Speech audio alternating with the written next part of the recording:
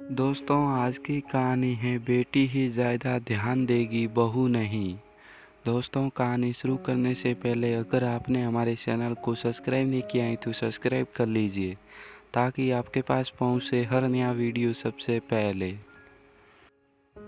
मैं गार्गी थोड़े समय से बीमार हूँ। बार बार यही ध्यान आ रहा है कि तबीयत खराब है। बहू तो ठीक से ध्यान नहीं रखेगी। बेटी को ही बुला लूं। आखिर बेटी मेरी अपनी है।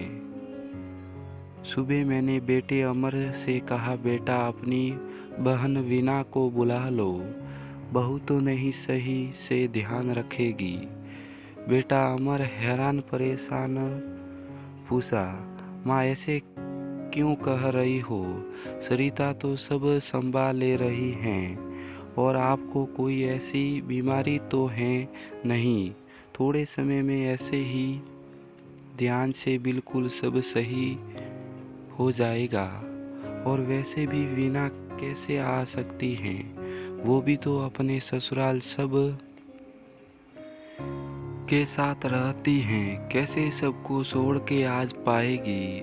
लेकिन मुझे गुण सवार था कि वीना को बुला दो।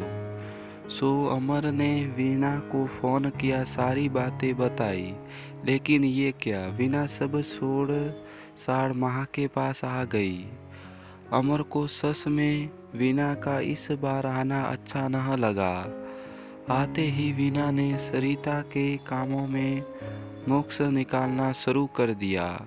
घर में माँ की तबीयत के टेंशन के साथ साथ तनाव भी आ गया। अमर ने आज एक निर्णय लिया। माँ से कहा, वीना आपका सेवा करेगी और सरिता घर का काम, नाश्ता, खाना वगैरह। बीमार के साथ रहना, सेवा करना, रात की नींद छोड़ना आसान नहीं होता। बात करने और प्रैक्टिस में ज़मीन आसमान का फासला होता है। वीना एक हफ्ते में थक के सीढ़ी माँ को जवाब देना छोटी मोटी नोक झोंक होने लगी। मैं ग्राहकी सब देख समझ रही थी। सोचने पर मजबूर कि ये सारे काम बहू खुशी खुशी कर रही थी। कभी हैरान परेशान न देखी, कभी मुझे ऐसा महसूस न होने दिया और ये हमारी बेटी है जो यह मुझे भी बात सुना दे रही हैं। आज मैंने एक डिसीजन सोच समझ कर लिया। मैंने अजय, सरिता और वीना को अपने पास बुलाया। मैंने कहा, वीना तुम कब तक यहाँ रहोगी?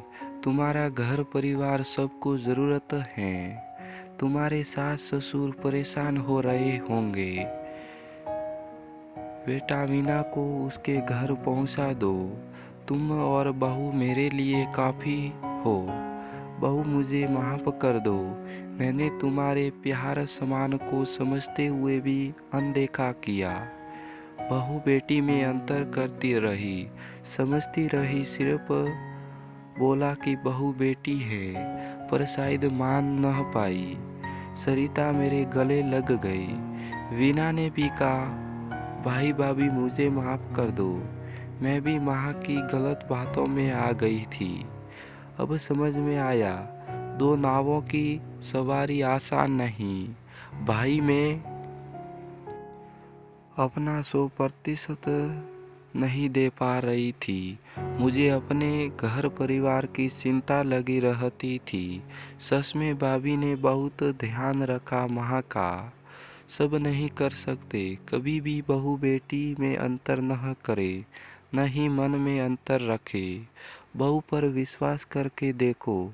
हाँ, कहीं बार मुश्किलें होती है। कोई बात 100% सही नहीं होता।